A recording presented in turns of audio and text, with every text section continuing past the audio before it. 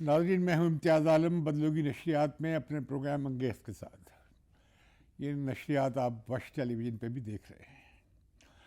آج I am F کے ساتھ بات چیت اپنے آخری مرحلے میں ہے. رات 12 بجے سے پہلے امید ہے کہ کسی نتیجے پہ بات پہنچ جائے گی.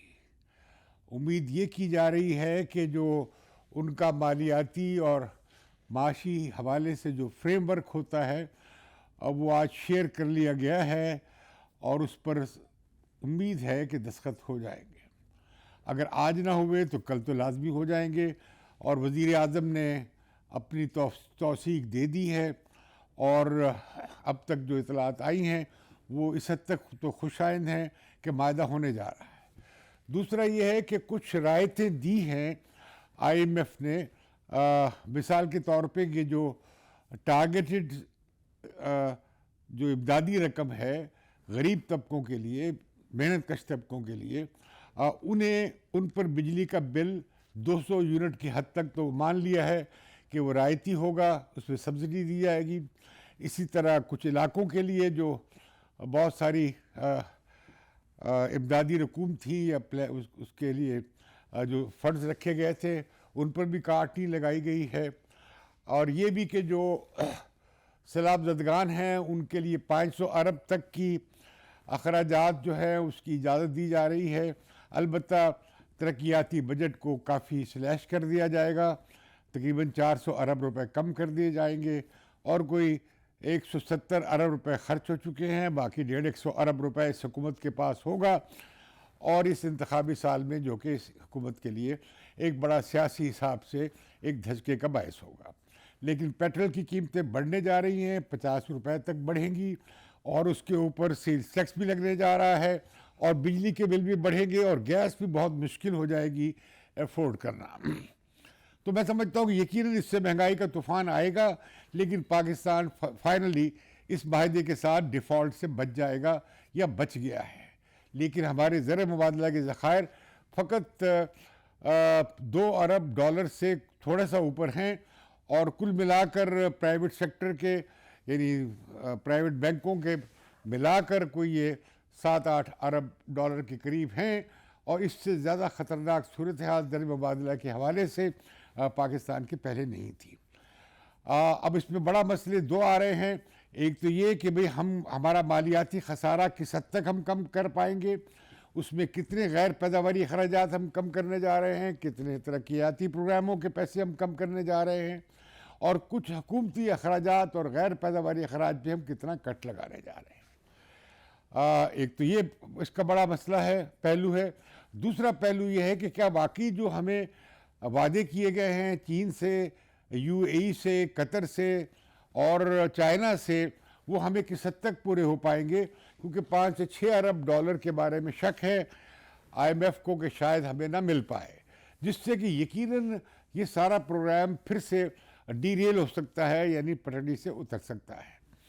تو آئی ایم ایف کے پروگرام کے حوالے سے ایک تو بات یہ آئی کہ سبھی پارٹیوں کا اتفاق ہو گیا بشمول تحریک انصاف کے کہ اس کے علاوہ چارہ کار نہیں ہے.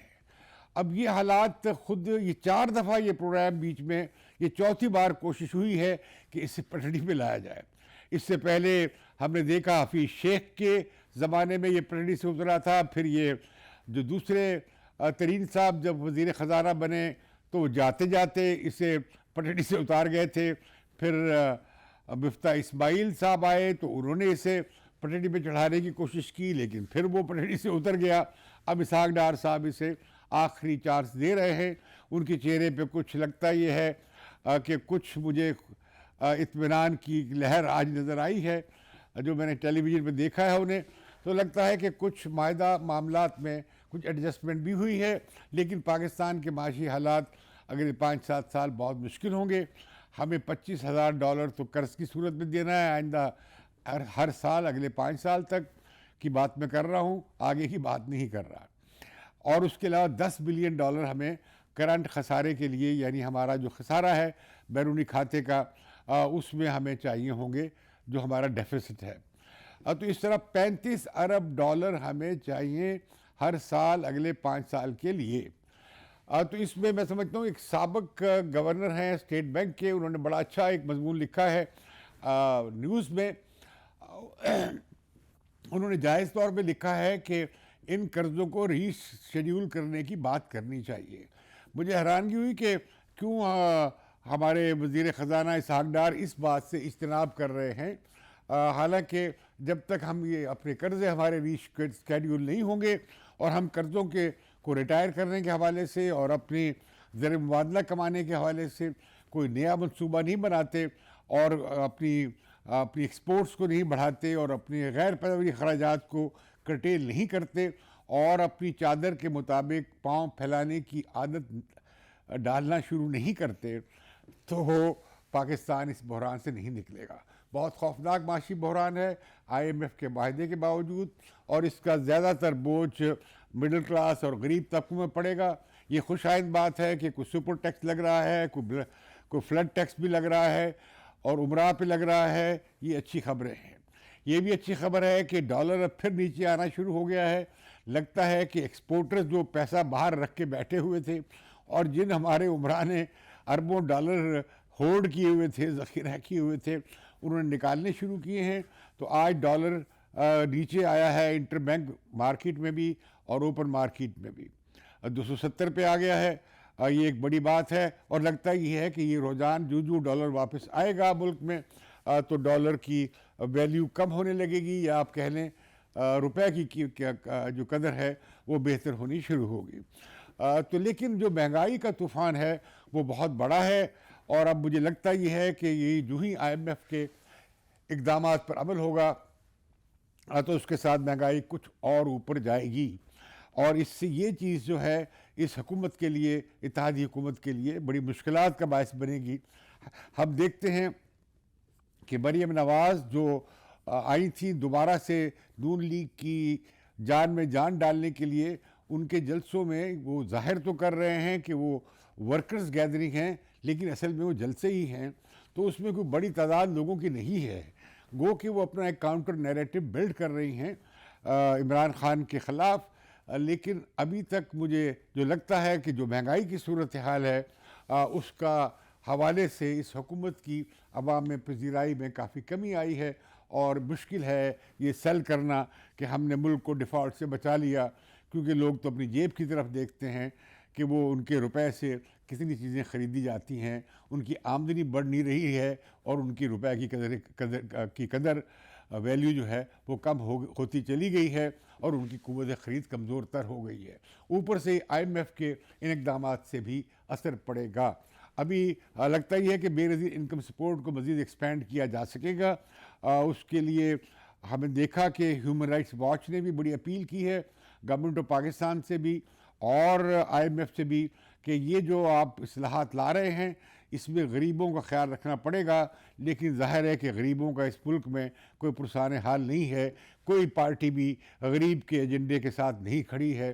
سب نام تو غریبوں کا لیتے ہیں اور عوام کا لیتے ہیں, لیکن اصل میں یہ ساری پارٹیاں جو ہیں یہ مختلف عمرا کے مختلف حصوں کی ہیں اور انہیں عوام کے مسائل سے صرف زبانی جمع خرچ کے علاوہ کچھ زیادہ غرض نہیں ہے. تو سیاسی بحران میں نئی شکلیں سامنے آئی ہیں اور کچھ ایسی باتیں بھی آئی ہیں جس سے انتخابات کی طرف ساتھ بڑھنے کی امکانات پیدا ہوئے ہیں. لیکن اس کے ساتھ ہی ہمیں نظر آتا ہے کہ اتحادی حکومت کسی صورت میں 2 صوبائی اسمبلیوں کے انتخابات فی الحال کرانے کے لیے تیار نظر نہیں آتی. حالانکہ تقاضا یہ ہے کہ 90 دن کے اندر اندر پنجاب میں اور خیبر پختونخوا میں یہ الیکشنز 90 دن کے اندر آئینی تقاضا ہے. لیکن یہ تو ہوا ہے کہ جو قومی اسمبلی کے جو حلقوں پہ 33 حلقوں پہ ضمنی انتخابات کا اعلان ہوا تھا اس کا شیڈول جاری ہو گیا ہے, کاغذات نامزدگی داخل ہونے شروع ہو گئے ہیں اور یہ انتخابات 16 مارچ کو ہمیں نظر آتا ہے 33 نشستوں پر ہوں گے. ابھی تک اس پہ کلیئر نہیں ہے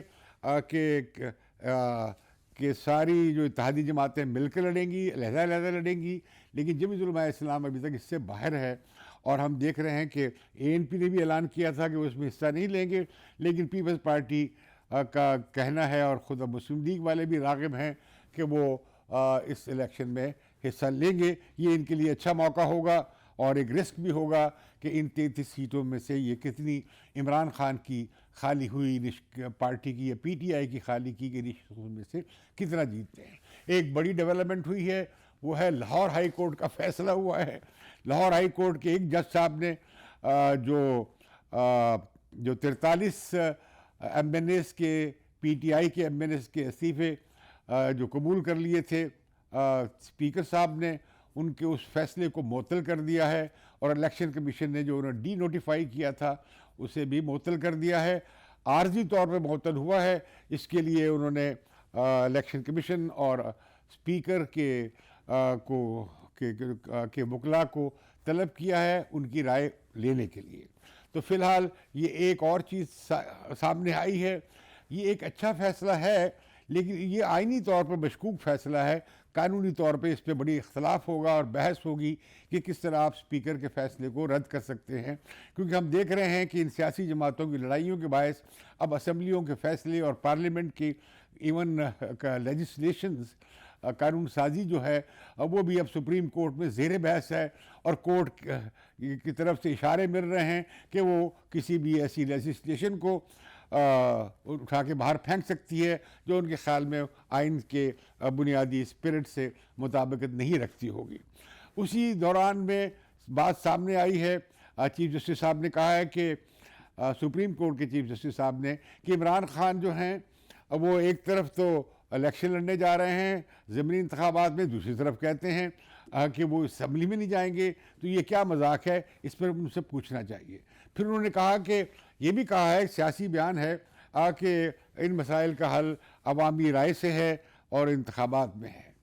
لیکن اب سوال یہ ہے کہ الیکشن کمیشن کو جو پنجاب سے اور خیبر پختونخوا سے جو رپورٹس ملی ہیں آئی جی پولیس کی، کے پی کے آئی جی پولیس کی اور پنجاب کے آئی جی پولیس کی اور چیف سیکرٹریز کی، انہوں نے کہا ہے کہ ہمارے حالات ٹھیک نہیں ہیں، دہشت گردی کا خطرہ ہے، اور ان کے پاس انتظامی طور پر اتنے پولیس والے بھی نہیں ہیں کہ ہم یہ الیکشن کرا سکیں۔ اور دوسرا یہ ہے کہ وزارت دفاع نے کہا ہے کہ ان کے پاس سیکیورٹی فورسز اویلیبل نہیں ہم کر سکیں گے ان الیکشنز کے لیے، اور وزارت خزانہ نے کہا ہے کہ ہم یہ فنڈز بھی ریلیز نہیں کر سکیں گے ان انتخابات کے لیے۔ پھر وہ بھی بات چل رہی ہے کہ سامنے آئی ہے کہ جو بہت سارا سٹاف جو ہے وہ مردم شماری میں مصروف ہوگا، تو وہ اویلیبل نہیں ہوگا الیکشن ڈیوٹی کے لیے۔ یہاں تک کہ لاہور ہائی کورٹ کے رجسٹرار نے بھی کہا ہے کہ جوڈیشل آفیشلز بھی ان کے پاس اتنا لیگ ہے، پرانا جو مقدمات کا اتنا ڈھیر ہے، کوئی 13-14 لاکھ مقدمات ہیں کہ وہ اپنے جوڈیشل آفیسرز کو آر اوز کے طور پہ وہ اسپیئر نہیں کر پائیں گے۔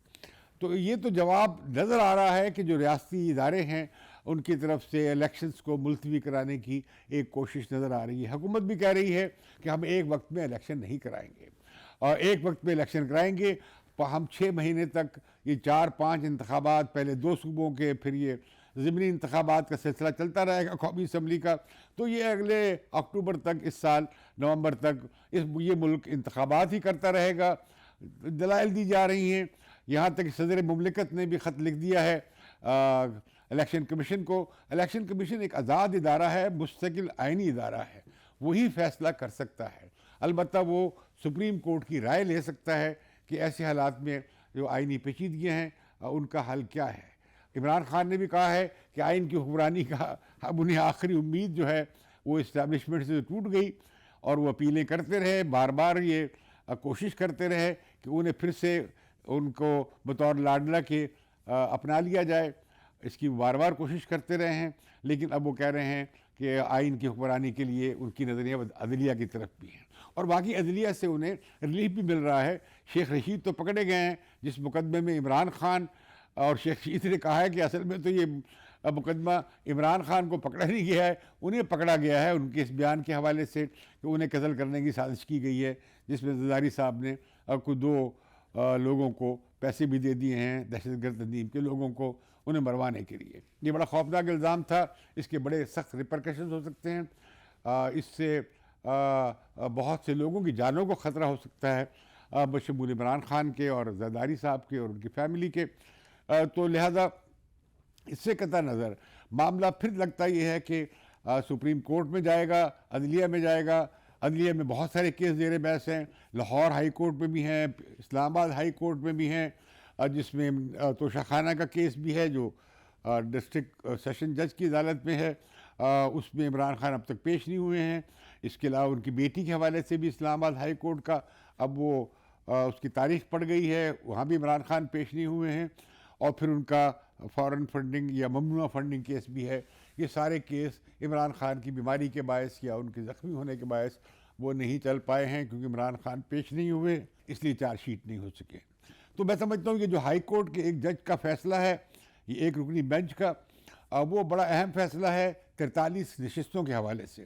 میں سمجھتا ہوں کہ اس پہ یقیناً آئینی اختلاف تو ہوگا، لیکن یہ ایک اچھا فیصلہ اس حساب سے ہے کہ موقع مل رہا ہے اس بلنڈر سے، اس غلطی سے نکلنے کا جو عمران خان نے قومی اسمبلی سے استعفے دے کر کیا، کہ ان کی پارٹی کی پریزنس قومی اسمبلی میں بحال ہو سکتی ہے. وہ پھر کلیم داخل کر سکتے ہیں لیڈر آف دی اپوزیشن کے لیے اور پبلک اکاؤنٹس کمیٹی کی چیئرمین شپ کے لیے، کیونکہ اس وقت واقعی ایک ڈمی ان کی پارٹی کے بھگوڑے رکن اس وقت لیڈر آف دی اپوزیشن ہے، جو کہ اصل میں اب پی ٹی آئی کی نمائندگی نہیں کرتے، یا اپوزیشن کی جنرلی راجہ صاحب جو ہیں وہ نمائندگی نہیں کرتے. تو ایسی صورت میں کیا واقعی یہ فیصلہ ہو پائے گا کہ یہ استعفے جو ہیں وہ اسپیکر نے ان کا ڈیو پروسیس نہیں کیا، لوگوں کو نہیں سنا، ان کی ہینڈ رائٹنگ میں نہیں لیا اور اپنی تسلی نہیں کی، اور اچانک یہ فیصلہ کر دیا جب تحریک انصاف نے فیصلہ کیا ان 43 کے حوالے سے، لوگوں کے حوالے سے، کہ ان کے ہم استعفے واپس لے رہے ہیں. اور یہ لوگ چلے بھی گئے تھے، لیکن تب تک اسپیکر ان کے استعفے قبول کر چکے تھے. باہر کیف یہ بات واضح ہے کہ ان لوگوں کو بلا کر اسپیکر صاحب نے سنا نہیں تھا، ان سے کنفرمیشن نہیں کی تھی، اپنا اطمینان نہیں کیا تھا. اس کے بغیر ہی، حالانکہ یہ اصول انہوں نے خود دہرایا تھا جب ان سے پی ٹی آئی کا پارلیمانی ڈیلیگیشن ملا تھا. تو لہذا یہ معاملہ بھی عدالت ہی میں جائے گا. اور بدقسمتی سے سیاسی جماعتوں کی چپلش سے سپریم کورٹ کو اور ہائی کورٹس کو مداخلت کرنا پڑ رہی ہے پارلیمنٹ کے معاملہ میں، جو کہ پارلیمنٹ سوورن ہے اور وہ عدلیہ کی مداخلت سے اسے آزاد رہنا چاہیے تھا. لیکن خود سیاستدانوں نے حالات ایسے پیدا کر دیے، خاص طور پر پی ٹی آئی نے، کہ یہ جھگڑا بار بار کورٹ تک جاتا رہا ہے اور اب بھی معاملہ یہ کورٹ ہی میں جائے گا. تو میں سمجھتا ہوں کہ یہ جو معاملہ ہے کہ 90 دن میں انتخاب کرانے کی جو آئینی حکمرانی کی اور بالادستی کی جو باتیں عمران خان کر رہے ہیں، وہ میں سمجھتا ہوں کہ وہ بھی ان کا ایک ٹیکٹیکل ایک پوزیشن ہے. ایک وہ بہانہ لے رہے ہیں اس کا، کیونکہ وہ بھی صاف طور پہ کہہ چکے ہیں کہ انہیں انتخابات کے منصفانہ ہونے کی امید نہیں ہے. انہیں کیئر ٹیکر گورنمنٹ جو ہیں صوبائی، ان پہ بھی اعتبار نہیں ہے. مرکز میں شہباز حکومت ہے، اور اوپر سے الیکشن کمیشن کو وہ صبح و شام آج بھی ان کی لیڈرشپ جو تھی ان پر تنقید کر رہی تھی، ان کے بارے میں اور طرح کے القابات استعمال کر رہی تھی. تو لہذا ایسی صورت میں عمران خان جو دو صوبائی حکومتوں کے انتخابات پہ اتنا زور دے رہے ہیں، وہ اصل میں ایک مشکل میں، ایک ایمبیرسنگ پوزیشن میں ڈالنا چاہتے ہیں حکومت کو اور کیئر ٹیکر گورنمنٹس کو. حالانکہ وہ ان کا اس انتخابی پروسیس پہ کوئی اعتماد نہیں ہے، اور وہ لازمی طور پر انتخابی نتائج کو رد کریں گے اگر وہ سب کی سب سیٹیں نہیں جیتتے ہیں. ظاہر ہے کہ پنجاب میں اور خیبر پختونخوا میں صوبائی اسمبلی کی نشستوں پہ وہ سب کی سب سیٹیں تو جیتنے والے نہیں ہیں. اگر ان کی سیٹیں کافی ہار گئے وہ، تو پھر ان رزلٹس کو نہیں مانیں گے. تو لہٰذا ایسی صورت میں عمران خان اگر کچھ سیٹ اگر کہیں اکثریت بھی حاصل کر لیتے ہیں، تب وہ کہیں گے جی نہیں، ہماری بہت بڑی اکثریت کو کم کر دیا گیا ہے. تو یہ انتخابی عمل مشکوک ہوگا، اس سے سیاسی بحران کم نہیں ہوگا. میں تو کہتا ہوں پورے اگر قومی انتخابات بھی ہوں اس پر بھی اعتماد نہیں ہوگا، وہ بھی اس سے بھی سیاسی جھگڑا برقرار رہے گا جب تک کہ تمام پارٹیاں مل کر ایک قومی اتفاق رائے پیدا نہیں کرتی. اب ضرورت یہ ہے کہ یہ آئینی مشگافیوں سے ہٹ کر، گو کہ آئین کی لیٹر اینڈ اسپرٹ کا احترام ضروری ہے، لیکن پارٹیوں کو اتفاق کرنا پڑے گا کہ اس ملک میں ایک صاف اور شفاف انتخابات جس میں سب پارٹیاں متفق ہو سکیں، اس کی بنیاد پر اگلے انتخابات میں جایا جائے. وہ انتخابات کب ہوتے ہیں؟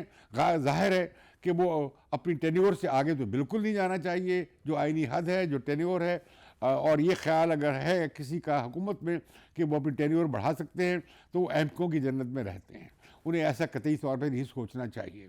دوسری بات یہ ہے کہ وہ انتخابات اکتوبر سے پہلے بھی ہو سکتے ہیں، تو میں کہوں گا کہ کسی ایک تاریخ پہ اتفاق کے لیے عمران خان کو بھی ضد چھٹانی چاہیے۔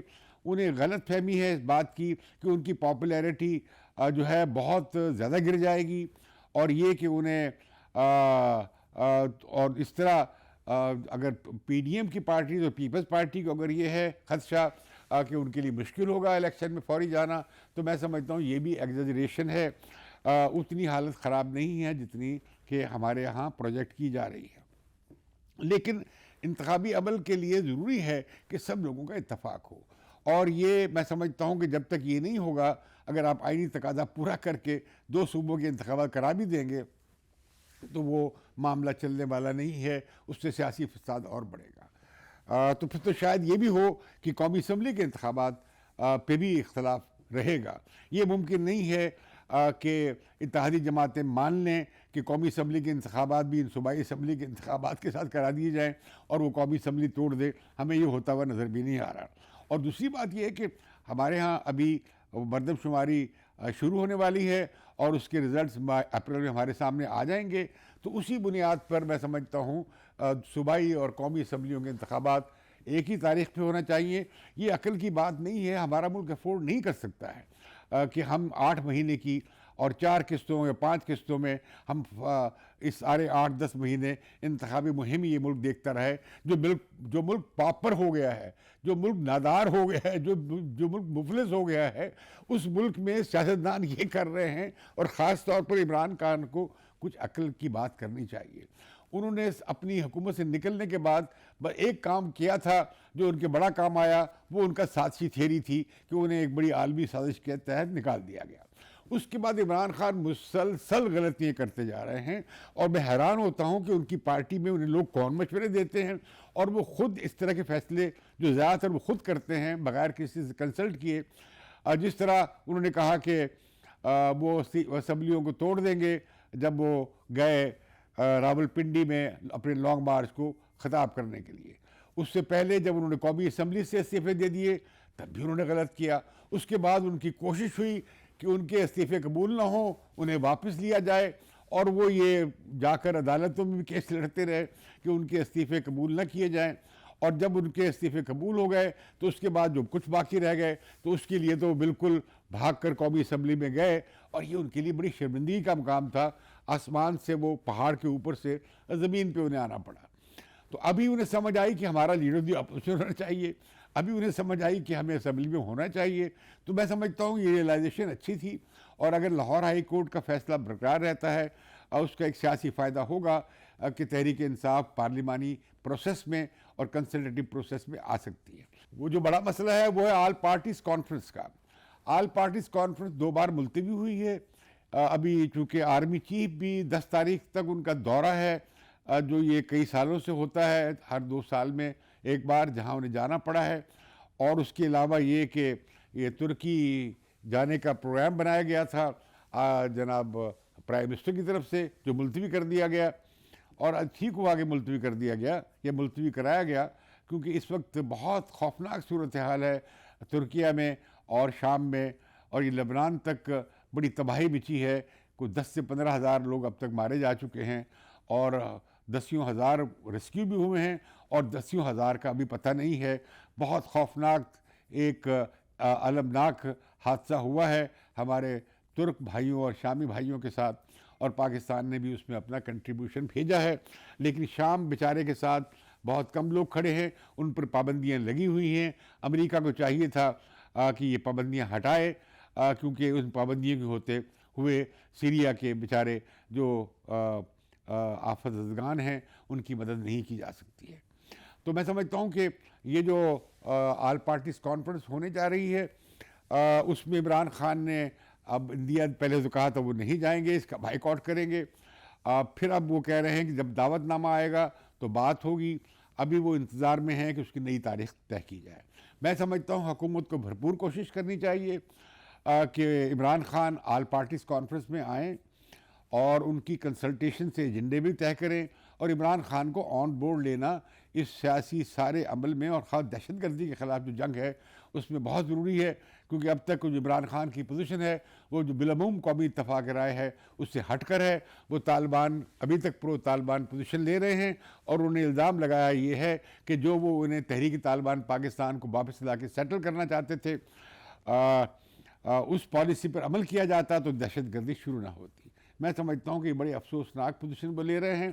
وہ بہت بڑی حماقت تھی جو کی گئی تھی، اور وہ بڑی غلطی تھی، جس کا فائدہ ملا تحریک طالبان پاکستان کو کہ وہ واپس آ گئے اور انہوں نے اپنے کچھ اڈے اور سلیپنگ سیلز کو ری ایکٹیویٹ کر لیا. اور ہم نے دیکھا پشاور کا وہ خوفناک دہشت گردی کا واقعہ جس میں 86 سے زیادہ پولیس والے شہید ہو گئے ہیں. تو اسی آل پارٹیز کانفرنس میں آپ سیاسی اختلافات کو دور کرنے کا بھی اس سے رستہ نکل سکتا ہے کہ کیوں نہ ایک آل پارٹیز کمیٹی بنا دی جائے آئندہ کے انتخابات کے لیے، کہ وہ کب ہوں، کن قوانین کے تحت ہوں اور کن ضوابط کے تحت ہوں.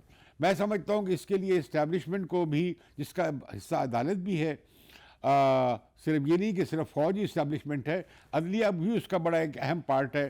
اور خاص طور پر عدلیہ کی بحالی کے بعد تو اب بہت بڑی پاور سٹرگل میں بھی عدلیہ شامل ہو چکی ہے، اور ہمیں عدلیہ کے فیصلوں کی صورت میں وہ نظر آتا ہے. تو اس وقت میں سمجھتا ہوں کہ ملک کو بہت بڑی ضرورت ہے سیاسی افہام و تفہیم کی، اور سیاسی مسائل کو گفت و شنید سے حل کرنے کے لیے بھی ایک قومی اتفاق رائے کی ضرورت ہے. دہشت گردی کے خلاف بھی قومی اتفاق رائے کی ضرورت ہے، اور آئندہ انتخابات کے حوالے سے بھی قومی اتفاق رائے کی ضرورت ہے. تو اس ایسی صورت میں میں سمجھتا ہوں کہ یہ بھی ابھی حال ہی میں شاہ محمود قریشی صاحب نے کہا کہ بہت زیادتی تھی، وہ غیر آئینی قدم تھا نواز شریف کو نکالنے کا. میں سمجھتا ہوں کہ یہ بھی ایک اچھا بیان ہے ملک کی صورتحال کے حوالے سے.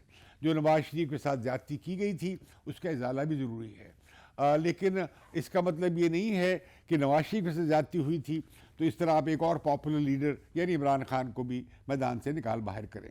لیکن باہر کیف عمران خان تو قانون کی حکمرانی کی بات کرتے ہیں، اور وہ تو مثالیں دیتے ہیں خلفائے راشدین کی اور حضور اکرم صلی اللہ علیہ وسلم کی، کہ وہ انہوں نے کہا کہ اپنی بیٹی کو وہ بھی اگر چوری کرتی یا وہ بھی غلطی کرتی تو سزا دیتے.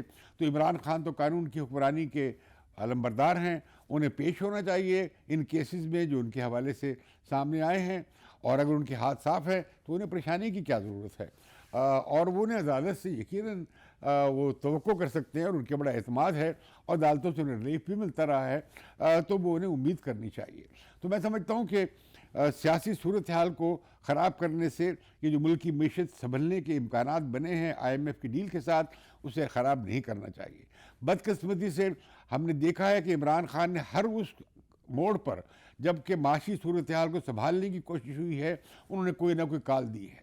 اب جب جنیوا میں سیلاب زدگان کی امداد کے لیے کانفرنس ہو رہی تھی اور وہاں $10 ارب کے قریب کمٹمنٹ کی جا رہی تھی، تو عمران خان جو تھے وہ اسمبلیاں توڑنے کا اعلان کر رہے تھے.